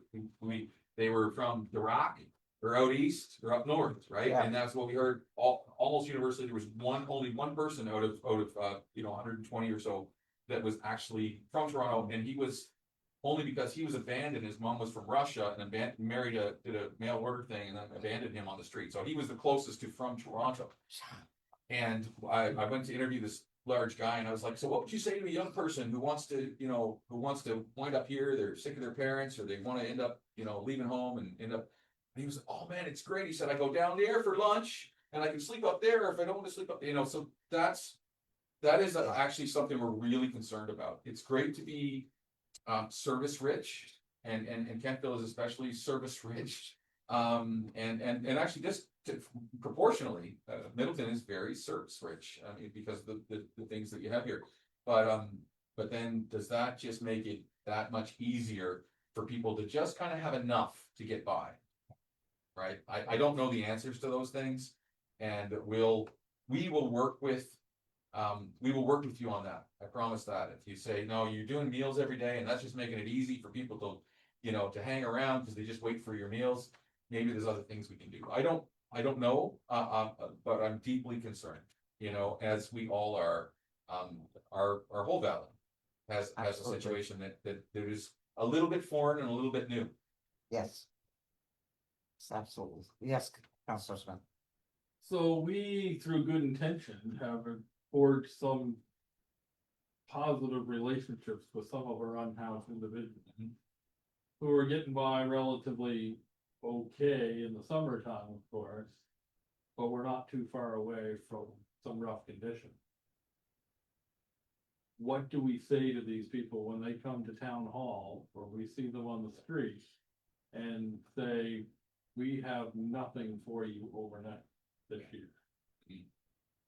Well, I mean, if weekends can be a problem, I don't know how engaged or how much RCMP want to ship people down the valley. They used to years ago when we started running youth shelter, and then it became all ages in the 90s, and for many years RCMP would believe they would do convoys from down Digby Way. They would do convoys, and you know, the car in this jurisdiction would pick them up, and they would get people to us to avoid having people die in the cold. Through the week, people can certainly use buses, and if people have appointments and things, we can or help arrange to have them get back here. You know, the other thing is, if someone is really insistent that homeless is what they want to be and they want to live in a shelter system, like, to be honest, this is not the greatest place to be. And like that guy I interviewed on the street in Toronto, in a park in Toronto, who said, yeah, it's so great, so many resources. Compared to here, compared to the valley, if you wanted to make that your lifestyle, go to Halifax, right? And there are far more resources once again. I'm sure Halifax Council doesn't want to hear that kind of word, but this is just not the right, this is not the right place to be homeless, right? In our small towns. And I say that part of our mission.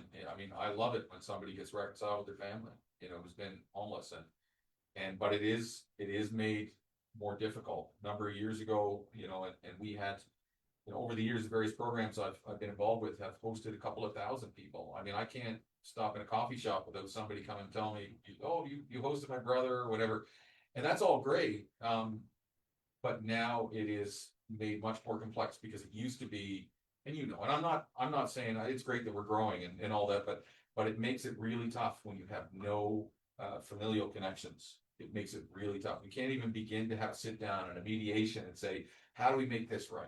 You know, that you could, you know, because there are opportunities for people to make those bridges. Hard to do over the phone. So. Are you principally focused on addiction situations and some of that? Yeah, that's part of it. So we have a trust that we manage that.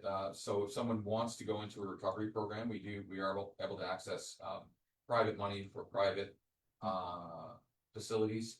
There's a lot of resources out there, but sometimes those resources you have to work for a company or be part of a union, or you have to. So there are a few programs that we have sent. So we've had, I think, you know, not everybody goes through, but we have had over the last couple of years, we probably had 11 or 12 people that have gone into 6 or 12 month recovery programs,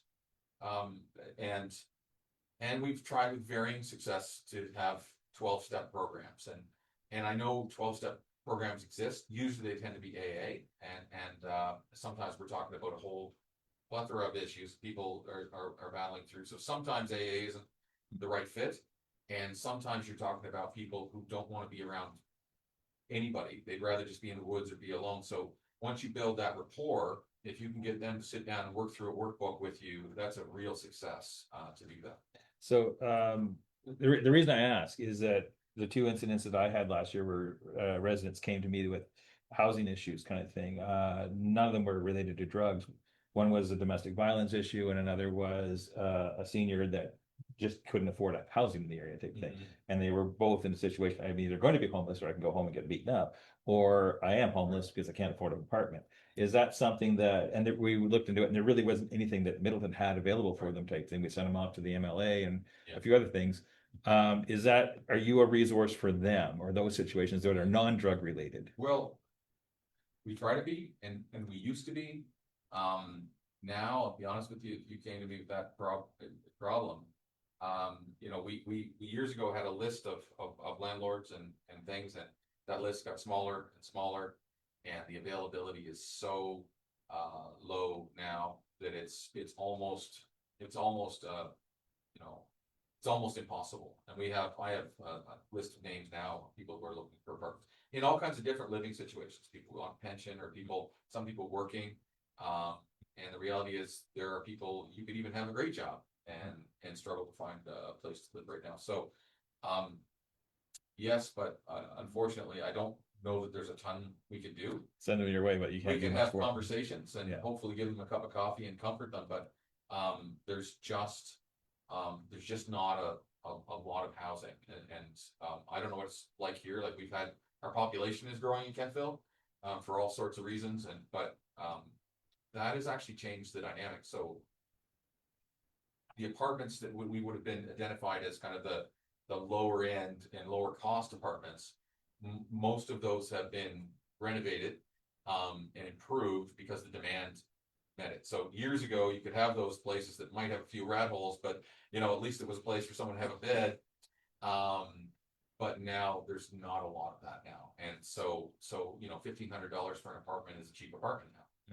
That's nuts when you look at what somebody with you know, on assistance has to live on.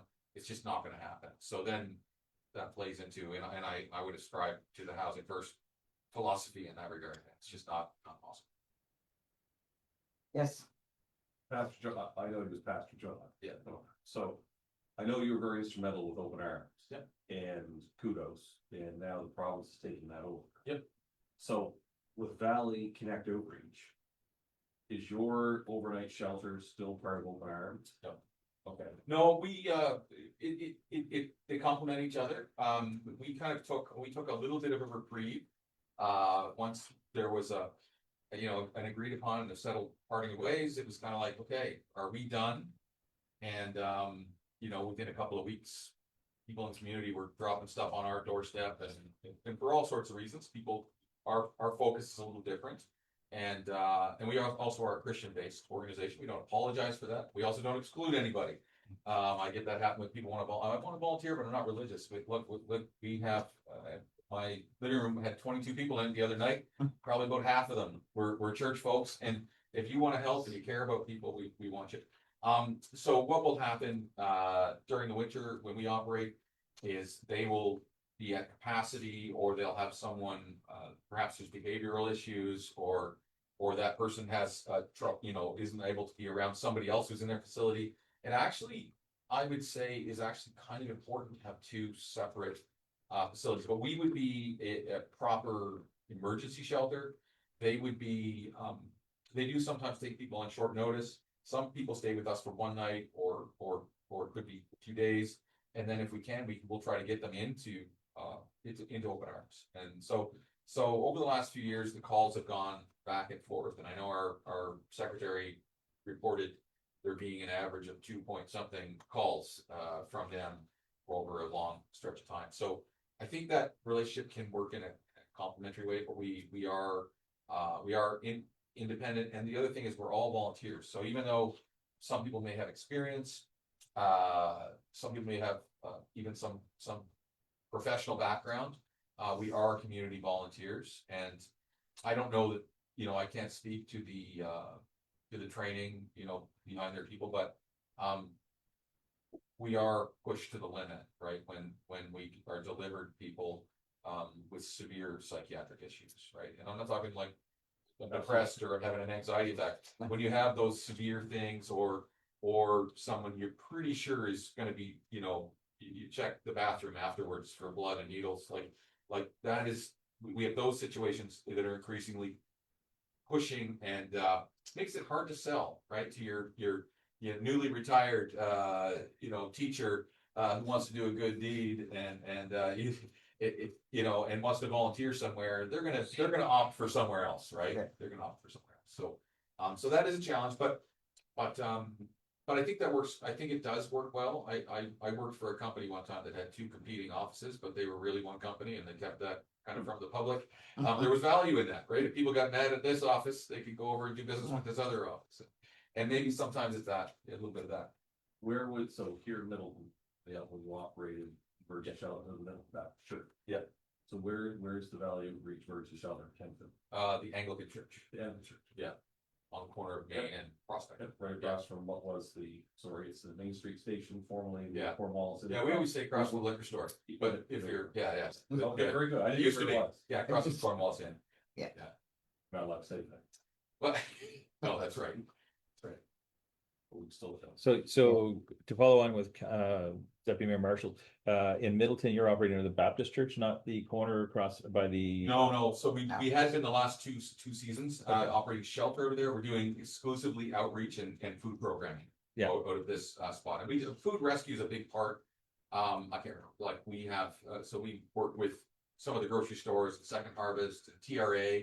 And so we do food distribution, and I don't know the numbers always, but certainly over 500 homes from here to Wolfville area would be being supported fairly regular through that food rescue work. We're certainly not the only organization that does food rescue. There's other groups that are doing it, and it's great that these companies are going the extra mile to work with organizations like ours. I just Any want, questions? I just, sorry, Your Worship, I just want to circle back around to your Mercy Shelter, through the winter, 7 days a week. So basically, back to Councilor Smith's point, if we have someone that unfortunately something happens, and it's in January. Yep. Then they'd be welcome in Kentville, provided we can get them, or they can get themselves there. Yes. Yeah, and we'll do our best to help, if they have appointments or that kind of thing. It's usually community services will be cooperative and make sure they get bus tickets. Sometimes we have to buy them, but we'll make sure people get to appointments. I understand it's not ideal, but it's a huge undertaking, and kudos to the team that did shelter the last 2 years here, because that was a huge amount of work that they did, and they did a great job. I mean, to recruit 25 or thereabouts volunteers in a small Nova Scotia town, that's pretty great. And I'll put a plug into what Councilor Knapp was one of the volunteers. Okay. Right over here. Okay, So, all right, Yeah. excellent. In fact, you look familiar, though, I don't know. Yeah, training there, yeah. Nice. So, Any of the other questions? Thank you, John, for coming in. That was really great. thank you, Nice it's a to know. pleasure, and I'll follow up with an email with, contact number and some of those things, and I apologize. That's great. Maybe even forward a presentation at some point. Thank you so much.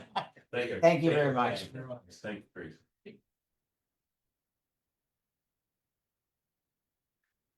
Okay. Uh,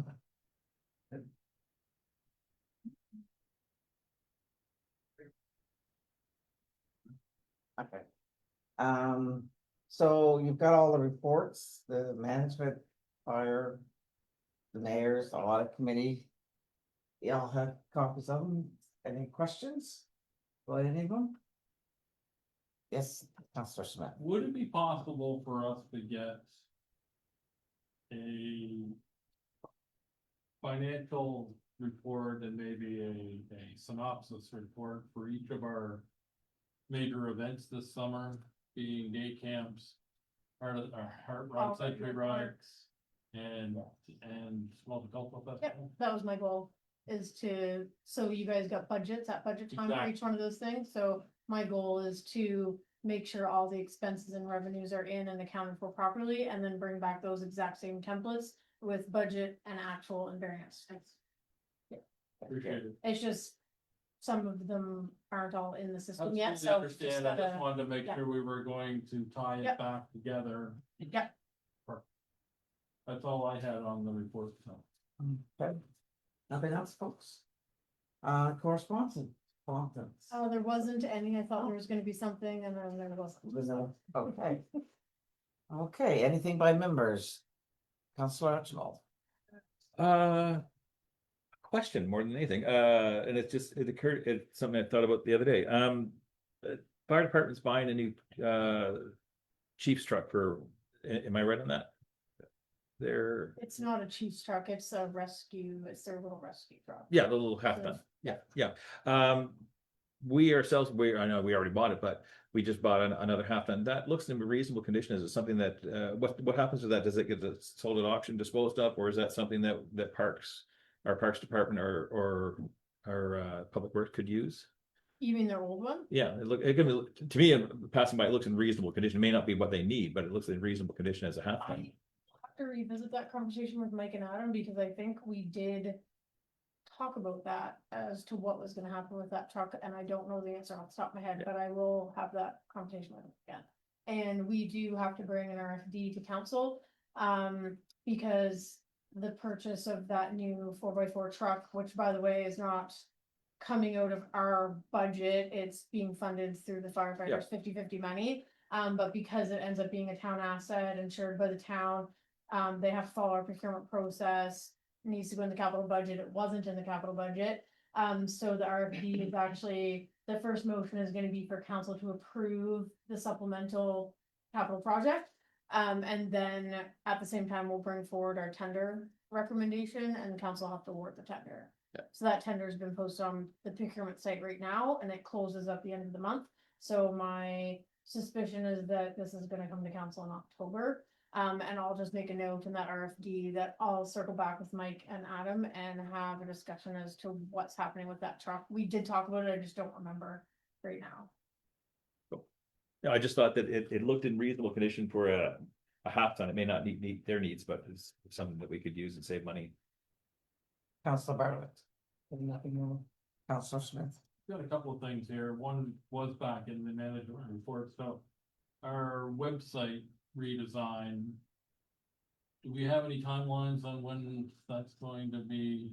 We need to have a call with him because he wants to do the person at Amans is doing it, from what I understand, wants to do it a little bit differently than what we think is gonna be the easiest way to do it. So now that the major events are done, Gina and I need to have a call with him and figure out how best to move the data over to him.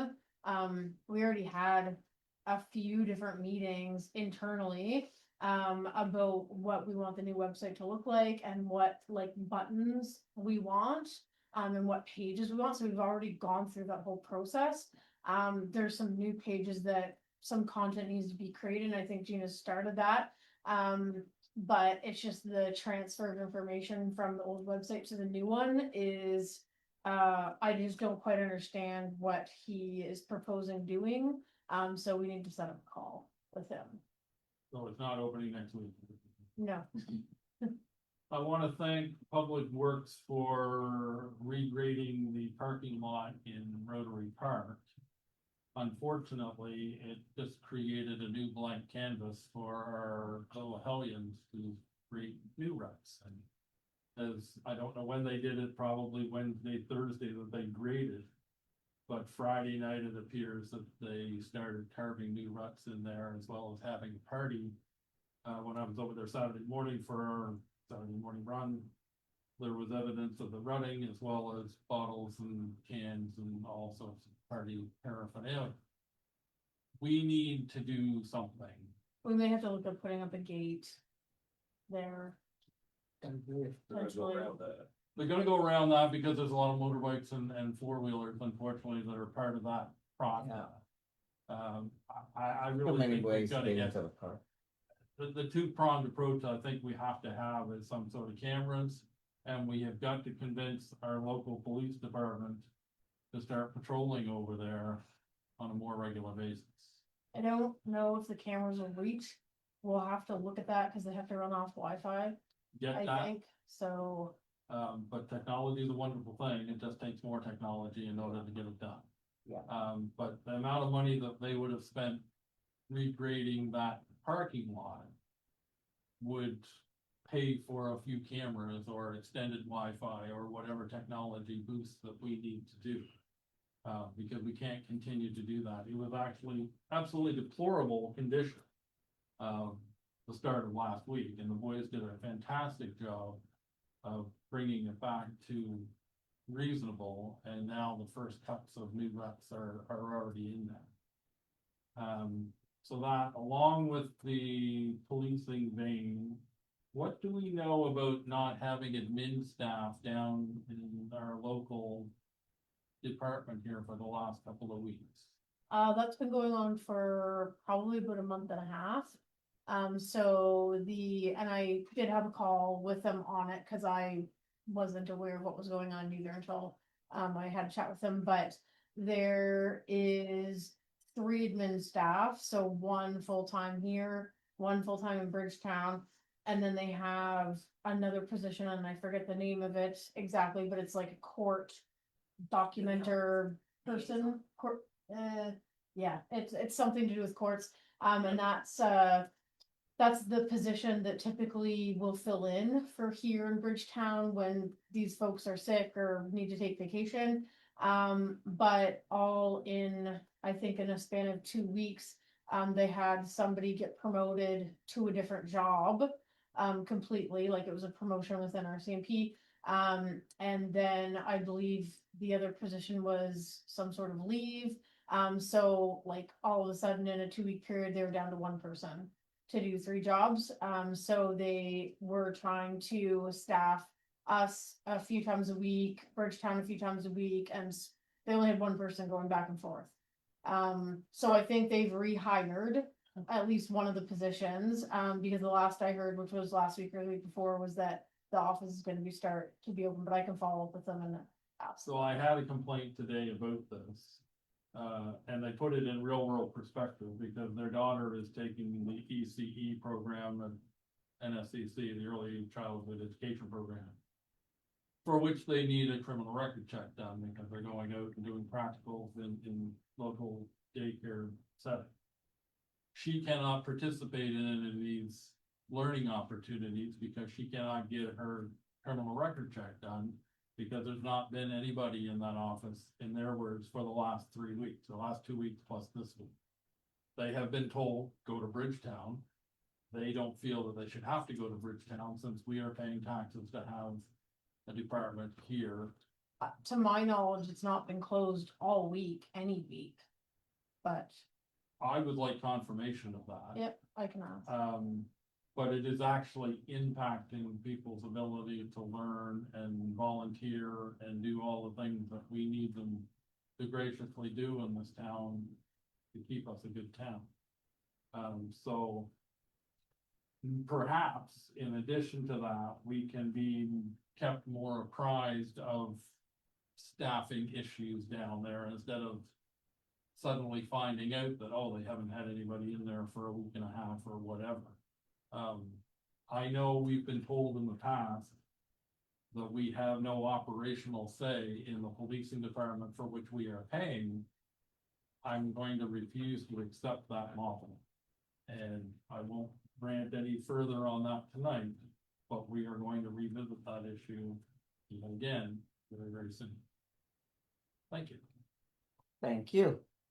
And this gentleman seems like he has something to say. Yeah, Councilor Smith, I'm Brian Priest from Pinecrest. Oh, okay. I walk through the Rotary Park every night. At least 2 times last week. One night I had 2 cars. Bunch of kids were in the parking lot. I didn't see what was going on because I couldn't see over that way. Then the following night. There was a truck that went through the parking lot. Doing donuts. Red, White? Loud. red. I couldn't see, it was nighttime. Yeah. So by the time I got down to King Street. I heard the truck doing it again.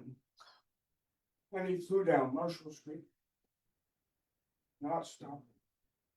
No. You've seen old beer cans lately. There was a car in the parking lot, I'm pretty sure it was them. I didn't hear anything from that side of the park, so I usually go around by the trees. What about putting cement medians in the parking lot?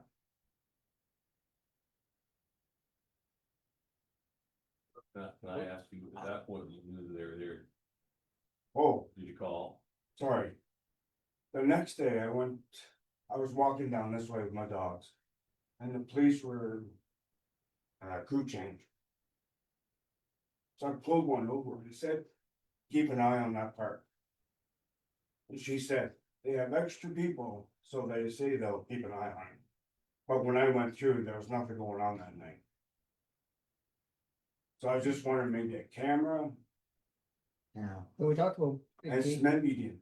Yeah, so And then there is a parking lot. I like that in the middle, it stops them from doing their donuts maybe, but we also talked about a gate, and while it was said, well, that's not gonna work, if you're a full-size vehicle, like a truck, a car, or whatever, a gate is gonna stop you from going in. You know, it's not gonna stop the ATVs, it's not gonna stop the dirt bikes, it's not gonna stop the people who are using the trail, Right. which right now is illegal anyway. No, I appreciate, I know what you're saying about cans and stuff. I picked up 25 cans on the morning of our multicultural festival, because I was, just wanted to go over and see what was going on there. I took my truck over and I regretted driving 10 kilometers an hour through the parking lot because it was rutted. Yeah. I had Yeah. never seen it like that. Big time. But I think a gate would at least stop some of the problem, right? We're certainly gonna have ATVs and dirt bikes and whatever that can still get by, but. You know, It seems to have progressed to vehicles. We still see the odd motorbike go zinging through or hanging out, but. It seems to have progressed to 3 or 4 particular vehicles. Yeah. the white truck that was mentioned. Yes, I had, the I white had truck. video of it, Yeah. doing a brake stand in front at the lights on Commercial and Main, and the smoke got so bad. That my apartment's up above the pub, and I woke up choking, because the windows were open. Did you get a plate? No, it's just unfortunately where my cameras are, I can't get a plate, I look, I certainly did. So, all I wanna say is, yes, the Rotary Park, there's no question. But it's not just the Rotary. No, absolutely it's not. It's all over town. Yeah. So again, I said this last time we were in council. That, we get the streets all painted up and right at the intersection, right in the dead center of town. Right. Why is, you can sit there and do donuts over the nice new painted crosswalks? Because you can. Well, There's nothing to deter these people from doing this. it's about 1:30 in the morning, but yeah. Same. Yeah, but there's no one to deter them, right? And it's not just town, I took my pooch out, I didn't take him on the trail. I went to the parking lot in behind Frenchie's, the parking lot for the trail. Oh, yeah. And that is rutted up all the hell, and it is obviously vehicles that are rutting it, so they're doing it everywhere. I mean, And when and I I- was a child growing up, my parents lived in Lawrencetown, we come into Middleton. And everyone was scared to death Yeah. driving through Middleton. You did the speed limit, Yeah. you didn't do anything. If you had a headlight out, or if you were doing something, next thing, quote unquote, the Middleton Gestapo were gonna pull you over. So people were Exactly. scared to death until they drove through Middleton and got to the other end, and you were fine. But there was nothing, because people felt deterred. There is nothing here to deter people from doing the shenanigans that they're doing. We're beating on a drum, and unfortunately, Nobody's listening. no one is listening. Back to Counselor Smith's point, is right now it's unfortunate. But right now with the province of Nova Scotia doing a policing review, I don't believe the justice minister will entertain, because they're in the middle of a review, any municipalities trying to, because one of the slides that they brought up was regionalization of policing, which I would be very in favor. Right. But however, speaking with the mayor of Bridgewater, the mayor of Kentville, right now with the province doing a policing review, the minister of justice is not gonna entertain that, so we're kind of where we are, unfortunately, but where we are isn't satisfactory. It's What not I'll even add to that, though, satisfactory. is Comment on. 2018 or 2008 when I moved here. Sorry, 2008 when I moved here, RCMP. Were the primary police force, were the police force.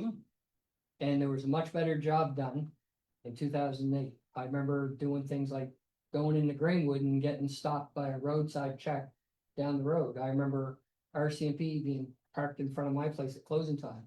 I remember them being all over the place. Yeah. I remember them walking the streets. I remember them coming into the pub, seeing if there was anything going on. but you don't even see it now, but that was the RCMP, so they can do a better job, or they have done a better job than they're currently doing. Whether it's town police or whether it's RCMP, there is a standard there that they had met at one time. I concur, sorry. Counselor Fleming. Well, in Rotary Park, I live close to Rotary Park, and on the weekend, there were 3 gray half-ton trucks. And what's very concerning to me, and the ruts after they left were at least 4 inches deep. They were doing donuts, and what's concerning to me is that this is the same group of people, and there's at least one adult. Yep. That are in the parking lot and the library. Yep. And I know that, or at least I believe that, because when I talked to the woman who was across the street from the library, she said, one of them I noticed has a golf club. She said, I couldn't understand, but he took his golf club out from the half-ton truck and was shooting, into the field in Yeah. the library. And when I saw them, at Rotary Park, they had a golf club, so I think it's the same people. And it's a little scary, because there's 2 adults. Yeah. And with these kids, so I don't know if this is a game or what this is, but, it's the same people, in the library parking lot, they're in Rotary Park. The police Wow. officer asked me that same thing. Yeah. She said, is it the truck in the library? And I said, I don't remember seeing the truck in the library, so I didn't know. It sounds like it's the same. I It's haven't seen basic- it at the library, but I've only seen it at Rotary, but that's what I heard in this golf club. Makes Yeah. sense. It's basically the same people. They Yeah. just move around. They go here early, they go over there, they go down Marshall Street. It's ridiculous. So But I mean, Sorry. Yes, So Counselor. one thing Staff Sergeant Mike Maxwell has reiterated to all of us, that when you see these things happening, they want you to call in. So they can try to catch them in the act. That's a Right. truck is the operative word. Right. So, but if we need to call in, we need to either dial I agree. 825, 2000 or 911 to report these things. So I'm gonna encourage everyone that if anyone sees or hears things actively going on, you need to call the police then. Is So- there a direct line? Well, there is. Well, it's at 825, 2000 is a non-emergency line, but they're gonna say 911. Cause probably it's gonna be after hours. Right. Right. Well, there's supposed to be somebody there till 3, right? Yeah, so there's somebody there till 3 AM. And, most of this goes on like 12, 1, So 2. they're not necessarily here, Right. they're on duty, Well, yes, they're on duty. but they're So you- either in you Bridgetown have to call because their 911. offices are nicer than the ones that we have here. Or they're on patrol or responding to some other call. All right. In the vast jurisdiction that they have. Yes, sir. May I ask if we can follow up with Staff Sergeant Maxwell, because at one point, CEO Crocker had commented that, with the increase of officers, he was hoping to have an officer in town at any given time. And I'm just Right. wondering, through a staff in managerial point of view, if that's actually happening. Thank you. Thank you for bringing that to us again. I've been trying to get videos of these bikes that go through the park. It's just that you just can't catch them at the right time. No, That's an issue. that's typical. No, that's an issue too, is I mean, I got a good video, good face shot of somebody creeping around our backyard on our cameras. We have very good cameras now. I got the video, got some stills, tried to upload it to the RCMP website. Staff Sergeant Marshall was here talking to us about, you can go on their site and you can upload all that information. If it's not, because it's non-critical. I don't want to bug them about something that happened, 2 days ago. I don't need to tie up the time. But I got a good picture of this guy's face. He's creeping around at 1:30 in the morning, checking out my canoe in the backyard. If something else got stolen that night, well, hey, there's somebody you can go look for, right? Can't get it up to their website. So there's no real way, if you get a video, to even get it to the RCMP, short of putting it on a thumb drive and dropping it off the office. I mean, in the day of email and some of that, you'd think it'd be a little easier than that, Yeah. Because we were told you could go to the RCMP website and upload stuff like that. I've got a picture of somebody, give them some stuff, right? That doesn't work. I just remind folks that we do have a police advisory board meeting this Thursday at 11 AM and it's here. Oh, So, yep, the public is welcome to attend Yeah, and yeah. express concerns. Thursday alone. Thursday left. Staff Sergeant Staff Sergeant Maxwell won't be here. You won't. but He's sending someone, Yeah. yeah. Yeah. But he'll get the heat. Yeah. There'll still be an officer. Great. I don't know if I did myself to do that, but, I'll try. So yes, Thursday at 11, up right here in our council chambers. You will not want me here. What's that? You may not want me here. Why not? You got your rights, you know? Take it or leave it. We, We just have to keep it professional, yes, But I that's think all we it have can to be do, tactful. professional, but, tactful and to the point. However, That's what I said. yes, You may not want me here. well, again, I think, yes. In all well, honesty, maybe yeah. you can send a note. And we'll they read your have to note. understand how angry we are, so you being there and being a little cranky is not necessarily a bad thing. You So know, what's gonna You happen? heard it here first, folks. I have been unleashed. Uh-oh, It's unfortunate, but what's gonna happen is local residents are gonna start taking things in their own hand, and of course, they don't want to, exactly. they don't encourage that, so we're encouraging them to Call the police. like provide we a told- policing presence. Right, exactly. And there's only so much we can do as the town, like, Yeah. we can't fence, well, we can, but like, it's gonna be very costly to fence all of Rotary Park. Or like fence off the library, like, we just, Yes, yeah, there has to be some trust with the Unless- public, but. Unless we can take it out of our $968 per household policing budget that we talked about several months ago. We put bollards at the library, 2 bollards on a chain that they can open and close. 'Cause Well, I they- think you can just drive right across the lawn though. Exactly. Now, You can't. At the library, you can. Well, there's Yeah. there's fence there. Hmm. I went over there's there. always a way around something, but That's- that's not an excuse not to do anything. Like, you know, if we've got to start taking a little more control of our properties, whether it's putting up a gate at Rotary Park to prevent the trucks from getting in at least.